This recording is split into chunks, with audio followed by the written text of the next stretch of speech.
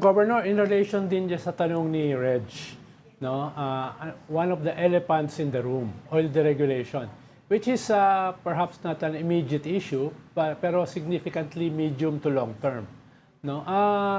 Nangyari kasi yung oil deregulation at a very different epoch, at a very different time. At ang pinanggalingan niyan, pinaghugutan niyan, ay corruption in government, inefficiency in government.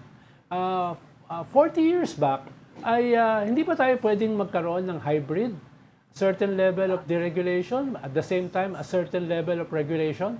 Halimbawa, itong buffer stock, sa ganitong klaseng sitwasyon, hindi na pwede yung 30-60 day na reserves. No? Mamamatay yung ating bansa kung ganun lang yung ating reserve. No? Kaya may mga elements ng oil deregulation na definitely kailangan baguhin, which means changing the law. Pero pwede ba tayo magkaroon ng law na hybrid? I think we can, pero ang hybrid, actually si Sec Garin, nag-mention siya that maybe we can review, and I agree, it can be reviewed, pero not abolish. Reviewed and probably come up with hybrid. Because, tingnan muna natin ngayon, which country right now are doing rationing?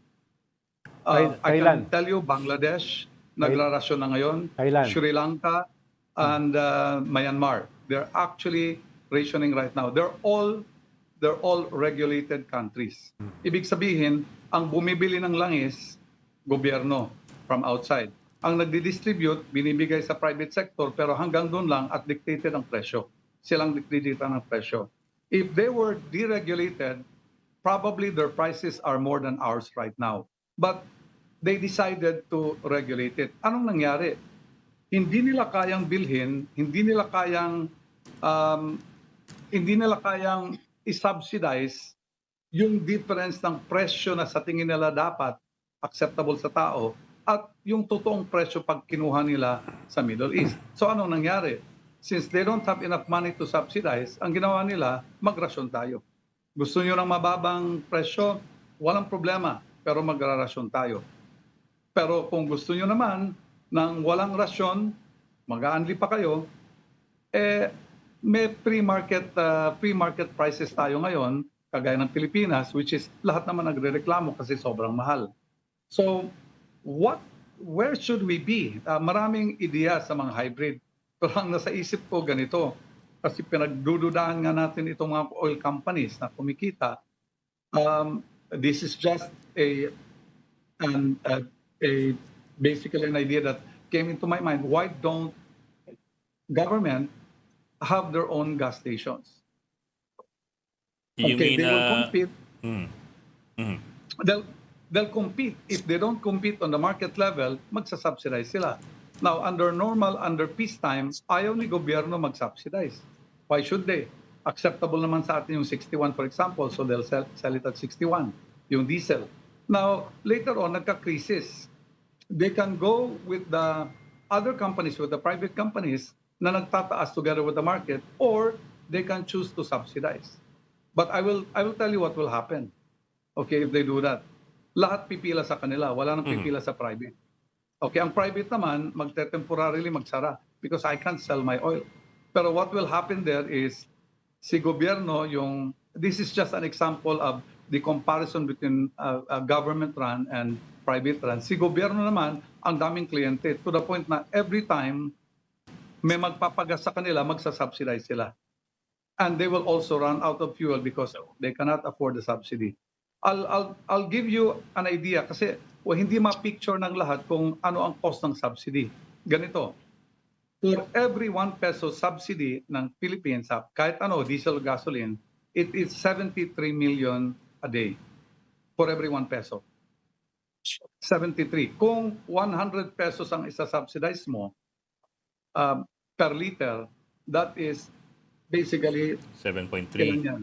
7.3 billion a day. Ganito na lang. The price of diesel right now is 157. Lagyan mo nga 160. Okay? I-subsidize yan ng gobyerno. In 1 year, kunyari 1 year, hindi bumaba, isa-subsidize ng gobyerno para 61 lang babayaran natin.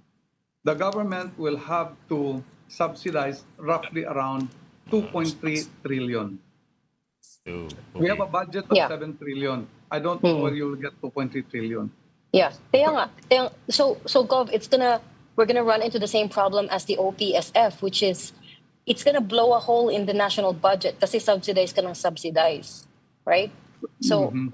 mahirap din yung ganong scenario. So there is also the government kasi can actually come up with their own gas station. This is suntok sa ano lang to ha. This is just idea kasi maraming ways of subsidizing, but it is actually to show the public between the private and the government to the point na kagaya ng ibang countries ngayon, they have reduced their subsidy. Hindi na namin kaya i-subsidize yung buo. So kahit yung mga iba, tumaas na rin ang presyo nila. So there is a control mechanism on how much you can actually subsidize to the point na kung hindi mo na talaga kaya, you let the private sector come in and sell their gasoline at the same price. So pros and cons. Okay? Maganda ang national kapag may crisis. Pero pag walang crisis, you let the market forces take its place. So what do we do if there's any amendment? The amendment is basically centering on times when there are crises. What can the government do? Like stock. Kasi iniwan natin sa private sector ang pag-stock. Alam mo, ganitong oil companies mag-isip ha. Okay. I will stock 90 days. Para merong stock ang Pilipinas. Here's my problem. Bumili ako ng 90 days worth of gasoline and diesel, good for 90 days at the price today. Tapos nagkamayan si Iran tsaka si US, tapos next week bumagsak ang presyo. I have 90 days of inventory which I am now forced to sell at a lower price. So, anong gagawin ko? Hindi na ako magsa-stock. Ano ba ang requirement ng DOE? 15 days lang for finished product. Hanggang 15 days na lang ako. Kasi delikado eh.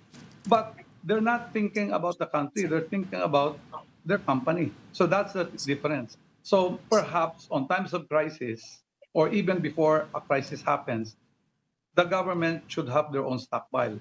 The private sector does not want to take a stockpile. It will cost them 160 billion Yeah. pesos. So that's where the government comes in.